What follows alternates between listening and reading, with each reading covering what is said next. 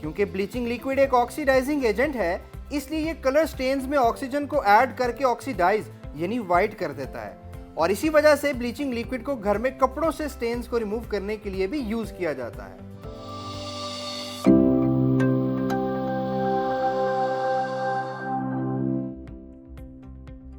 मेरे पास इस बीकर में ब्लू सॉल्यूशन जबकि इस बीकर में कलरलेस सॉल्यूशन मौजूद है।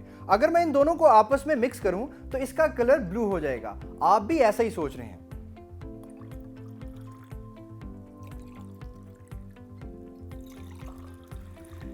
इसका कलर ब्लू होने की बजाय कलरलेस हो गया, लेकिन ऐसा क्यों?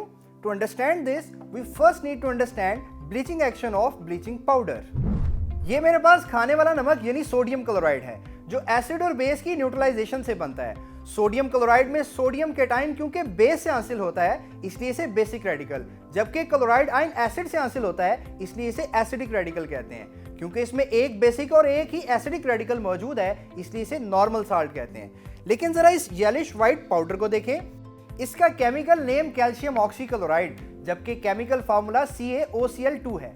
हम CaOCl2 को अपनी आसानी के लिए कुछ ऐसे लिख लेते हैं। इसमें Ca+2 एक बेसिक रेडिकल जबकि Cl नेगेटिव और OCl नेगेटिव दो एसिडिक रेडिकल मौजूद हैं। ऐसे सॉल्ट्स जिनमें एक से ज्यादा एसिडिक या बेसिक रेडिकल मौजूद होते हैं उन्हें हम मिक्स सॉल्ट कहते हैं। इसका मतलब ये भी मिक्स सॉल्ट है। इसे हम आम जुबान में ब्लीचिंग पाउडर कहते हैं। लेकिन आखिर इसका नाम ब्लीचिंग पाउडर ही क्यों?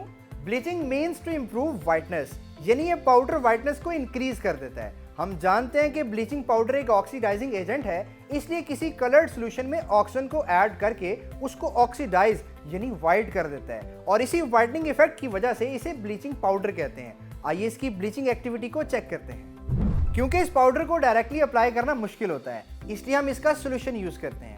इस बीकर में मेरे पास ब्लीचिंग लिक्विड मौजूद है जबकि इस वाले बीकर में मेरे पास ब्लू इंक का सॉल्यूशन मौजूद है।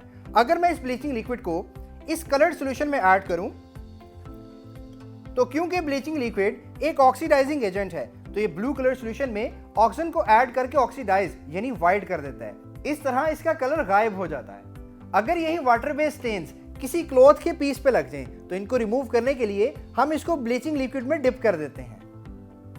तो जैसे जैसे मैं इसको स्टिर करता हूं इस क्लॉथ पीस पे लगे स्टेन्स खत्म होते जा रहे हैं। क्योंकि ब्लीचिंग लिक्विड एक ऑक्सीडाइजिंग एजेंट है इसलिए ये कलर स्टेन्स में ऑक्सीजन को ऐड करके ऑक्सीडाइज यानी वाइट कर देता है। और इसी वजह से ब्लीचिंग लिक्विड को घर में कपड़ों से स्टेन्स को रिमूव करने के लिए भी यूज किया जाता है। ब्लीचिंग पाउडर की इसी ऑक्सीडाइजिंग प्रॉपर्टी की वजह से इसे कॉस्मेटिक्स इंडस्ट्री में different bleaching creams, textile industry में क्लॉथ और पेपर पल्प को ब्लीच करने के अलावा पानी में मौजूद पैथोजेंस को किल करने के लिए भी इस्तेमाल किया जाता है।